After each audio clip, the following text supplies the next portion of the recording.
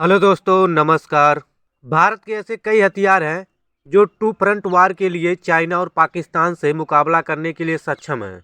चीन और पाकिस्तान अगर एक साथ भारत के खिलाफ जंग छेड़ते हैं तो भारतीय सेना कहीं से कमजोर नहीं पड़ेगी। हमारे पास कुछ ऐसे हथियार हैं जिनके ताकत से चीन और पाकिस्तान दोनों देश डरते हैं। टू फ्रंट वार की स्थिति में ये हथियार ही भारत को जीत दिलाएंगे। अब भारतीय सेना 40 से 50 साल पुरानी स्थिति में नहीं है। जमीन हो या पहाड़ हो, रेगिस्तान हो, आसमान हो, अंतरिक्ष हो, समुद्र हो, हर तरफ से हमारे हथियार कहर बरसा सकते हैं।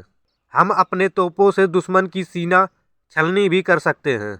इन हथियारों की वजह से चीन और पाकिस्तान बड़ा हमला करने की सोच भी नहीं सकते हैं।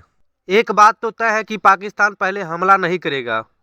वह वेट करेगा कि चाइना पहले हमला करे, क्योंकि उसे पता है कि भारत के पास ज़्यादा बेहतर हथियार हैं। अब हम इस वीडियो के माध्यम से जानेंगे कि भारत के कौन से ऐसे हथियार हैं जो एलएसी और एलओसी के पास तैनात हैं। कौन से ऐसे हथियार हैं जो लंबी दूरी से चीन और पाकिस्तान में तबाही मचा सकते हैं। भारत के पास एंटी सैटेलाइट बैलिस्टिक मिसाइल है। पृथ्वी एयर डिफेंस सिस्टम। यह मिसाइल पृथ्वी के वातावरण के बाहर और पृथ्वी के वातावरण के अंदर टारगेट पर सटीकता से हमला करने में सक्षम है। अस्त्र मिसाइल की रेंज 2000 किलोमीटर है। यह मिसाइल सैटेलाइट को मार गिराने में सक्षम है। परले मिसाइल 150 से 500 किलोमीटर की दूरी तक के दुश्मन के किसी भी तरह के अड्डे को बर्बाद कर सकती है। सटीक मारक क्षमता और तेज रफ्तार इसे ज्यादा घातक बनाती है। यदि इसे सीमा के पास से दागा जाए तो चीन पाकिस्तान के बंकर, तोपों, बेस आदि को खत्म करने में समय नहीं लगेगा। जमीन से जमीन पर मार करने वाली परले मिसाइल को पृथ्वी मिसाइल की प्रणाली पर बनाया गया है। अग्नि मिसाइल भारत की सबसे ताकतवर मिसाइलों में से एक है। इस मिसाइल की रफ्तार 24 मैक है, अर्थात आवाज की रफ्तार से 24 गुना तेज। इस मिसाइल में 1500 किलोग्राम का विस्फोटक लगाया जा सकता है। इस मिसाइल की रेंज 5500 से लेकर 7000 तक है, यानी इसके रेंज में पूरा चाइना और पूरा पाकिस्तान आ जाता है। Barack 8 missile. यह लंबी दूरी की जमीन से हवा में मार करने वाली मिसाइल है।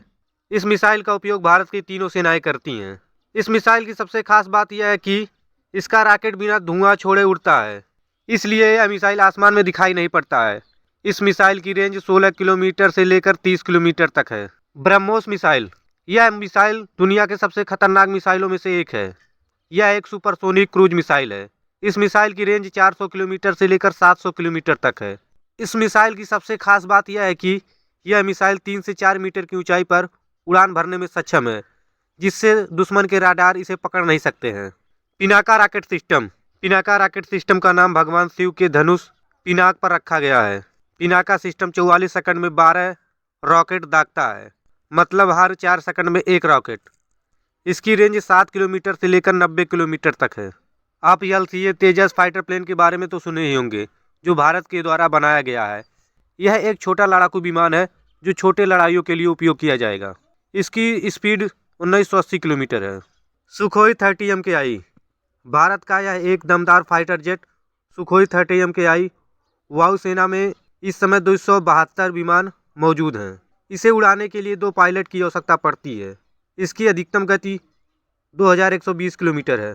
युद्ध के दौरान यह पूरे हथियार के साथ 3000 किलोमीटर तक लगातार उड़ान भर सकता है। K9 वज्र टैंक। यह भारत के DRDO द्वारा विकसित किया गया है। इस टैंक के गोले की रेंज 18 किलोमीटर से लेकर 54 किलोमीटर तक है। LCH प्रचंड हेलीकॉप्टर। यह अपने कैटेगरी में हल्के लड़ाकू हेलीकॉप्टर प्रचंड दुनिया का सबसे बेहतरीन हेलीकॉप्टर है। इसकी सबसे बड़ी उपयोगिता हिमालय पर मौजूद चीन सीमाओं की निगरानी में होगी। लाइट कॉम्पैक्ट हेलीकॉप्टर का इस्तेमाल वहां किया जाता है जहां पर फाइटर जेट की जरूरत नहीं होती है, जो कि यह स्वदेशी रूप से निर्मित किया गया है, भारत में ही बनाया गया है। INS Vikrant career. ब्राक और ब्रह्मोस जैसी मिसाइलों से लैस भारत का सबसे ताकतवर एयरक्राफ्ट कैरियर है। अगर इसे चीन सीमा से लगे समुद्र के आसपास तैनात कर दिया जाए तो चीन एक कदम पीछे हट जाएगा। इस पर 32 ब्राक 8 मिसाइलें लगी हैं। INS विक्रांत पर भारत के सबसे तेज और खतरनाक फाइटर जेट में से एक MiG-29 मिकोयन को तैनात किया गया है।